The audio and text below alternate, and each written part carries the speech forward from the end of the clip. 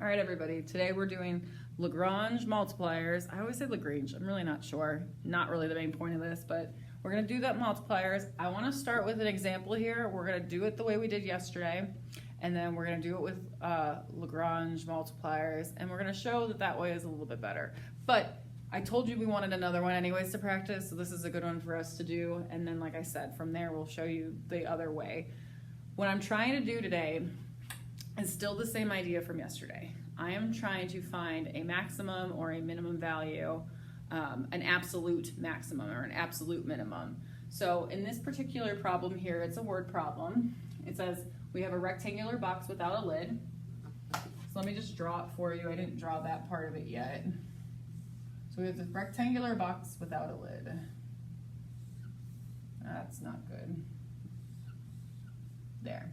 Okay, so here's my box, just to kind of give it a little bit more of a visual here.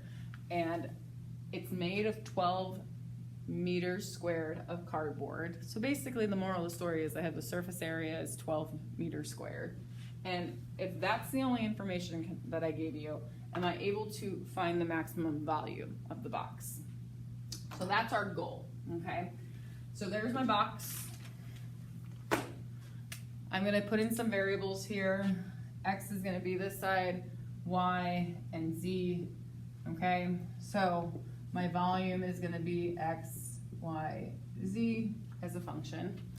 Now what we were doing yesterday is first thing we were trying to do was find, oh, we just did this and I'm totally drawing a blank on it slightly.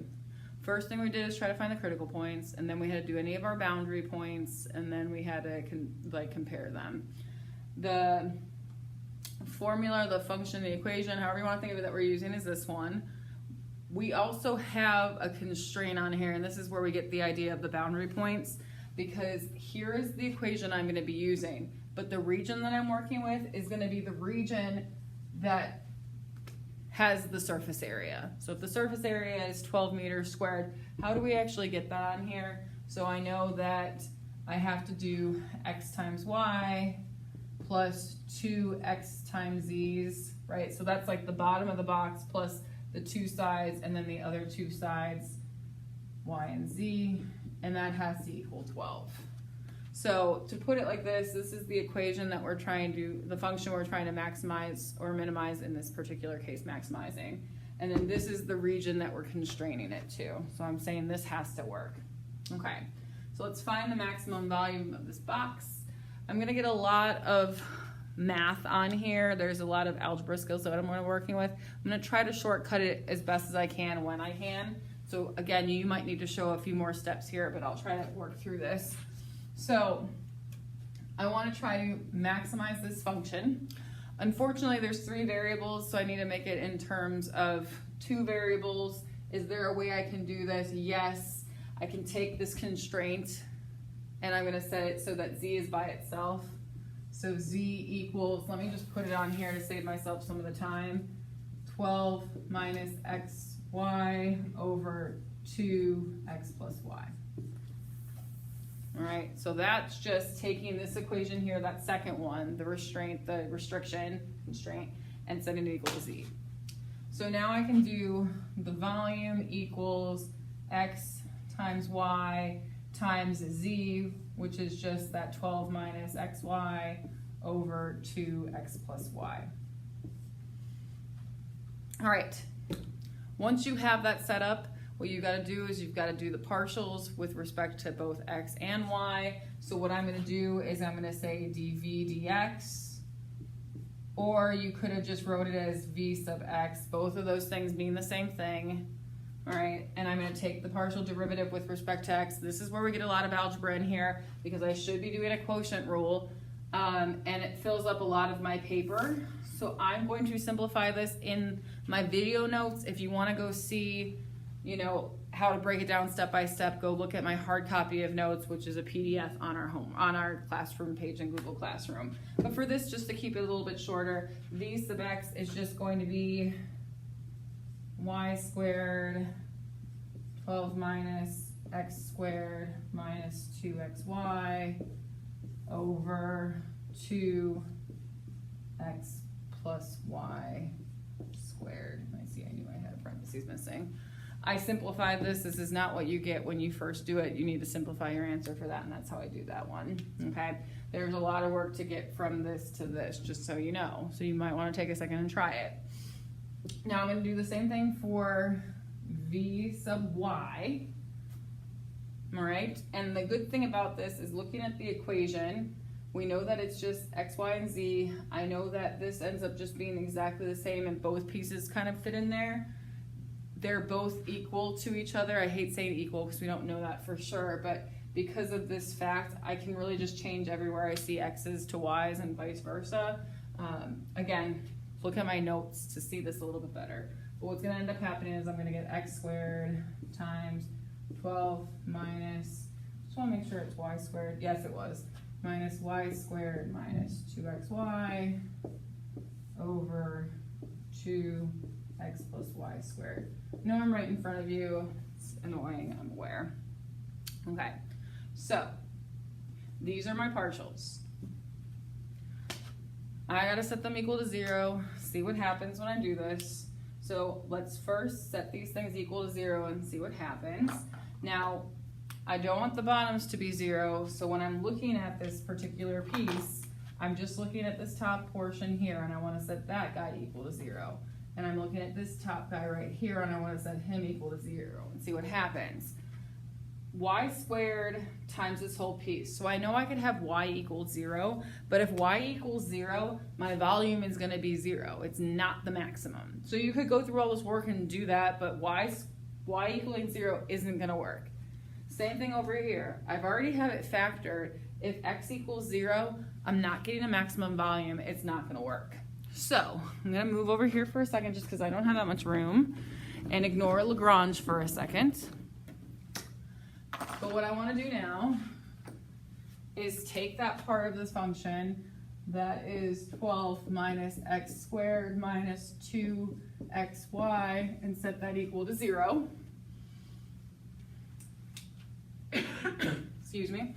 And then I'm also gonna have 12 minus y squared minus 2xy equal to 0. I have both of those pieces that I'm looking at. All right, they're both equal to 0. Just solve the system any way I can. So you know what I'm going to do to solve the system? I'm going to set these two things equal to each other. You know, I don't even have to. Let's just work on one because I want you guys thinking about this a little bit more. Let's look at this particular guy and figure out how we can set this equal to 0. No, I'm trying to think if I want to do that or not. Sorry, no, I want to try to do this. Okay, so I want to set this guy equal to 0, and I'm going to set them equal to each other, so I get 12 minus x squared minus 2xy equals 12 minus y squared minus 2xy. Things that cancel out. So what it's saying right here is negative x squared is the same thing as negative y squared. Well, that just means that x is going to have to equal y. We could start trying to discuss how those things would be negatives and positives, but it's going to end up that those two things have to be the same.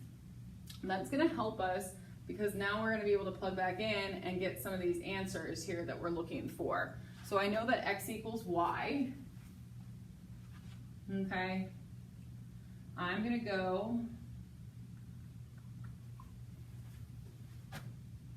and plug it into this equation right here.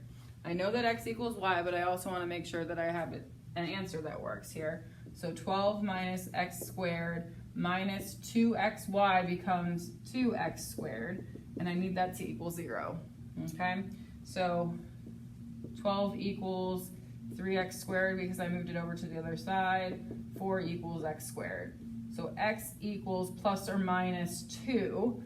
I'm only putting the 2 in there because if I put in the negative 2, it makes no sense for a dimension of that box. Because remember, if this was my picture, there was an x, x can't be negative.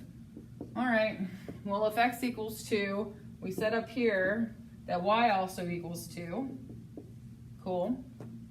And then I'm gonna go back to this idea over here. I'm gonna rewrite it, but I found that z equals 12 minus xy over 2x plus y. All right, now that I have those two, I can plug in to get an answer. So that's going to be 12 minus 4, 8 over 4 times 2, which is 8, means my z equals 1. So the point that you're going to have your maximum at is the point 2, 2, 1. But make sure we answer that question. What is my maximum volume that I'm going to have? Well, since volume was just x times y times z, 2 times 2 times 1 gives me 4 meters cubed. And that's how we did it yesterday. I spent 10 minutes, 10 and a half minutes doing it from yesterday. So that is how we did it. Find your critical points, find your boundary points. Our boundary points in this case were just going to be our 0, so don't worry about that too much. I found my critical points and then I solved for it. And I got my answer at 4 meters cubed. That's from yesterday. I want to look at LaGrange today. And then we're going to practice this for the rest of the day Tuesday. And I think on Wednesday, but I'm not 100% sure, so don't guarantee this. But there's another way to do this problem that doesn't take up 2 board space, which is really nice. So we're going to look at this using LaGrange multipliers. What happens here is we're trying to maximize a function. So in this case, z equals f of xy. Still trying to maximize this. And that region, that constraint that we were talking about, the constraint is some function of x, y, and z equaling a constant, okay? If we don't have it equaling a constant, we can't use Lagrange. But if we can use Lagrange, if we can set it equal to a constant, then we can use our Lagrange multiplier to help us solve this. Now, what is our Lagrange multiplier? Is actually, I think, lambda, but again, I'm not 100% sure on actually the Greek letter for it, just bear with me. But what this is gonna say is that if this is true right now, and we wanna find the absolute maximum and minimum, take the partials with respect to the one function, okay, and set it equal to the partials with respect to the other function, and we're going to have this lambda that kind of puts this all together. There is a proof in our book, so if you want to look at it, look at the proof. But if I want to take the partials, I can just call that the gradient, so there's your del. So if I want to take the partials of f, I'll just say the partials of f, save myself a little bit of writing on here. You can prove that the partials of f are going to be equal to the partials of g, all right? These two things are going to be equal to each other, but not particularly. There's going to be this multiplier that makes it work. So I'm going to times it by what I think is lambda. And again, I'm not 100% sure today after my weekend and everything like that, but this is my symbol that I'm going to use. So these facts are now true, and again, that proof's in the book that says I can take this, that's equal to this, and then what's going to end up happening is you're going to have the system of equations to solve, which is kind of fun algebraic techniques to kind of solve these problems. So while that's not necessarily that helpful, I'm going to go back to this problem right here. And remember, I'm trying to get to 4 meters cubed, all right? So the first thing I had to do when I was looking at this particular problem is I have a function I'm trying to maximize. I'm trying to maximize the volume. Check. I've got a restriction here, but in this particular case, I have a function of x, y's, and z's set equal to a number. Check.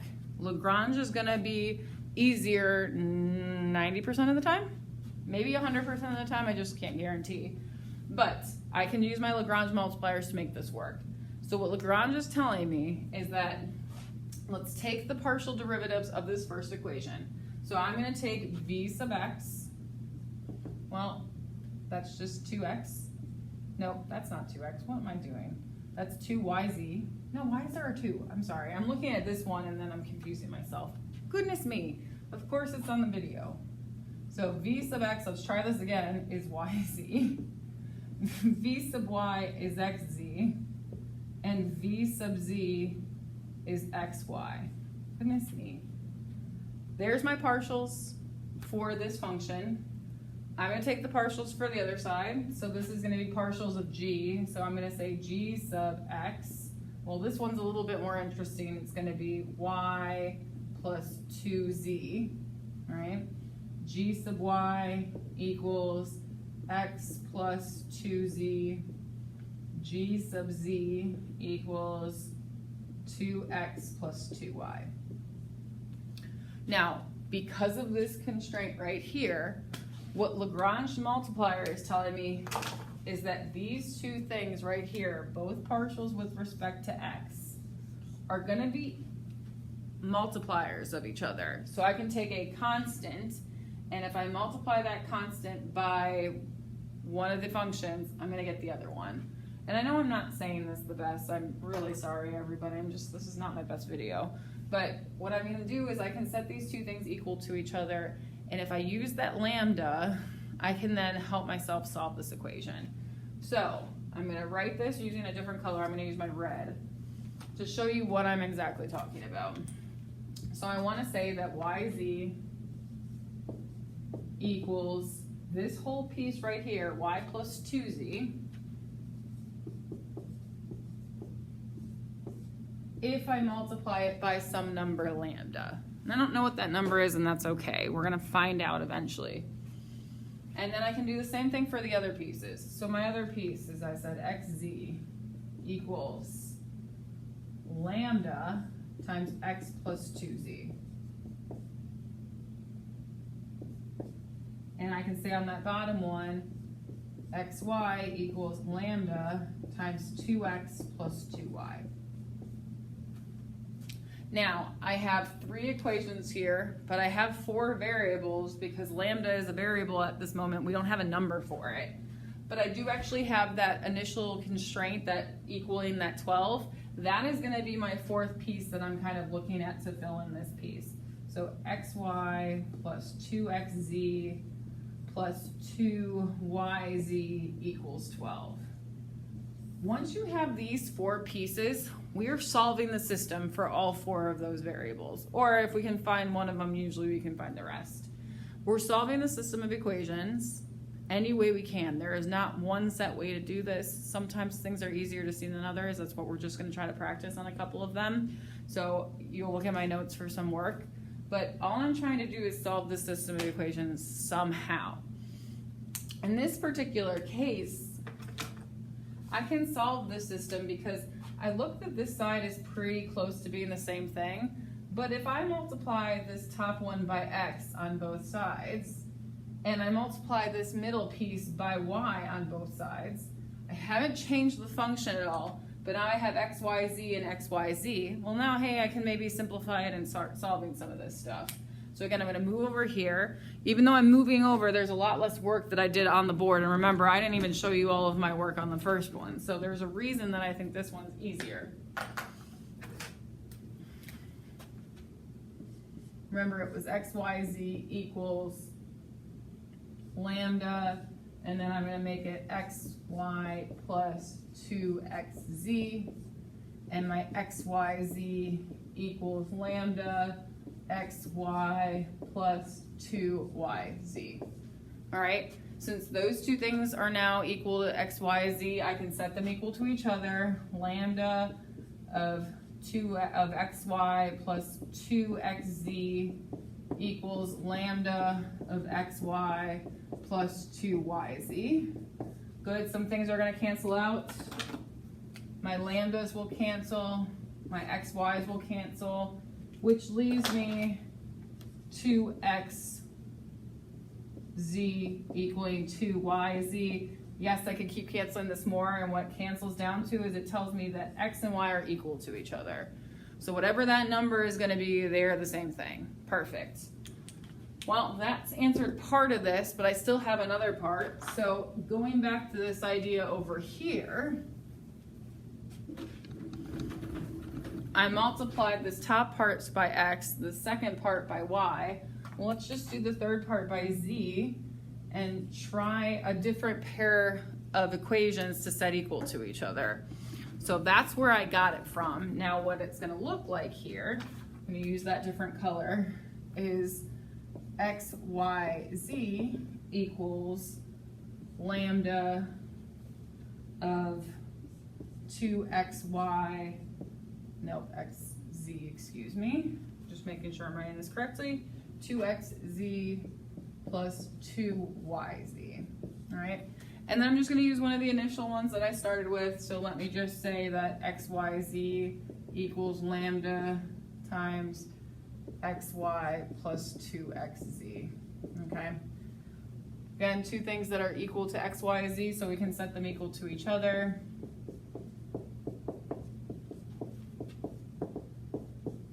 This is actually just taking me longer to write than to actually say it, so I'm trying not to.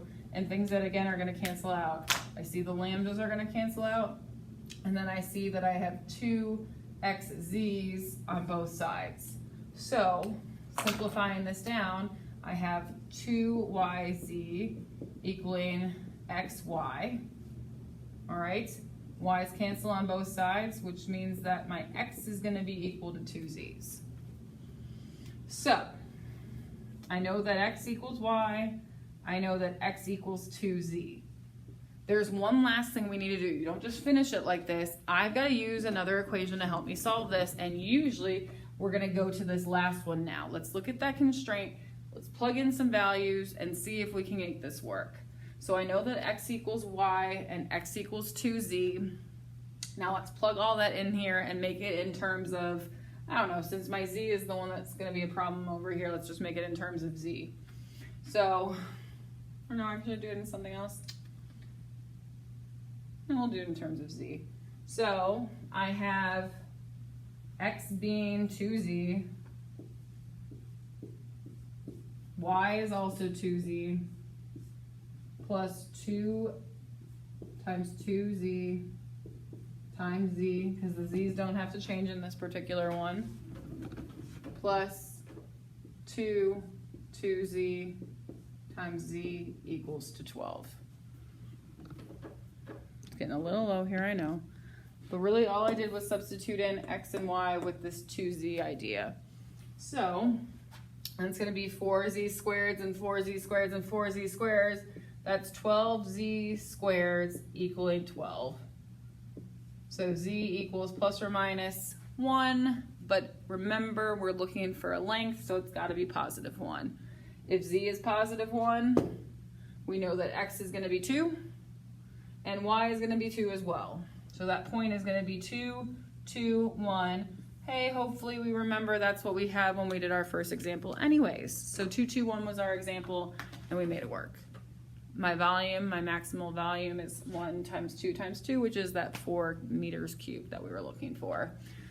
So basically what we're doing is we're taking these partials, multiplying one of the sides by lambda. I picked the g, but again, you're just going to be using it on one of the two sides. It's not going to make a difference which one you use.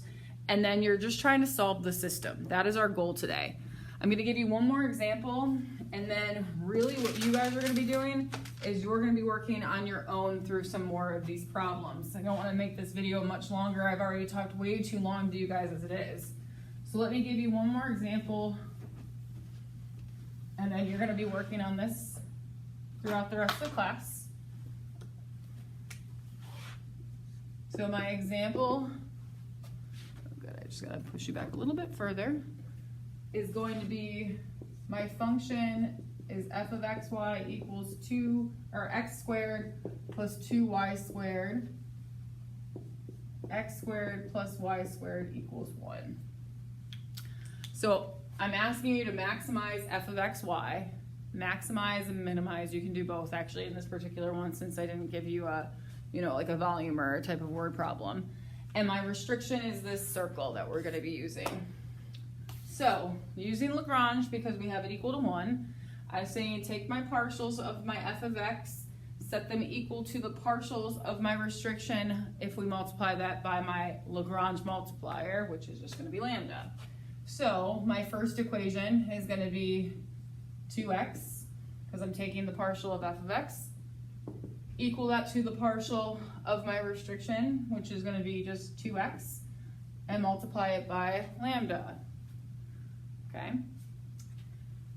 Do the same thing for the y's. 4y from the top equals 2y times lambda. Be careful, I have 3 variables, so I need to have a third equation, and my third equation is going to be x squared plus y squared equals 1. It's always that restriction. So now what you're going to try to do is you want to solve these So a different way to approach it, we did one where we multiplied each thing by x, y, and z and tried to solve it. In this particular case, this one's not too bad. How am I going to make this statement true? Well, there's two things that could happen. Either x equals 0 or lambda's got to equal 1 for this to work, right? So we've got two cases. Let's talk about when either of those two cases is going to work. If x equals 0, where is that going to cause a problem? This piece is not so much going to cause a problem, but oh yeah, my restriction tells me that x squared plus y squared equals 1. So if x equals 0, then y is either going to be plus or minus 1. Got two critical points there already, 0, 1, 0, negative 1.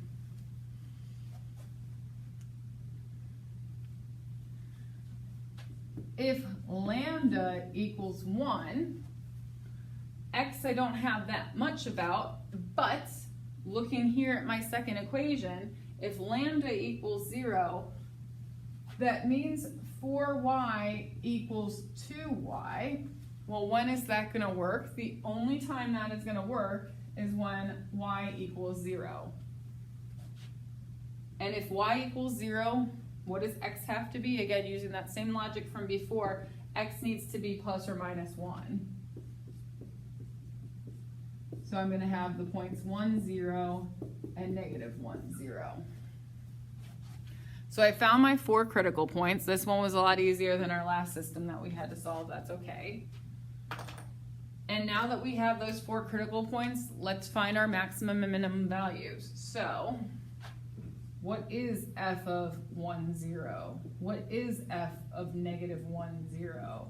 What's f of 0, 1, and f of 0, negative 1? Those are the 4 pieces we're going to do by plugging them into my original equation, which thankfully we should hopefully be able to see still. So 1 plus 0 is 1. 1, negative 1 squared is just 1, so that's going to be 1 as well. And then 0, 1 is going to be 2 and 2. So my absolute maximum equals 2. My absolute min is 1. Now what you're going to do for the rest of the class today, which I'm going to give you probably like a worksheet, work on some LaGrange multipliers and try to get yourself an answer from there. And then tomorrow we're going to work on this idea of Lagrange versus how we did it at the beginning of class / what we did on Monday. So that's our goal. This video was only about a half an hour. Hopefully it wasn't too bad. I know I got a little distracted there at some point, sorry. But yes, we're working on Lagrange, so take your 2 partials. One side gets to multiply by lambda. It's Lagrange multiplier, so multiply, and then my multiplier is just this guy right here. And then solve your system. Use creativity to do it. There's not just one way to do it. But solve that system to figure out what your variables are going to be, usually x, y's, and z's, and then maybe a lambda to help it out. Questions? Let me know tomorrow. Otherwise, bye everybody. I'll talk to you later.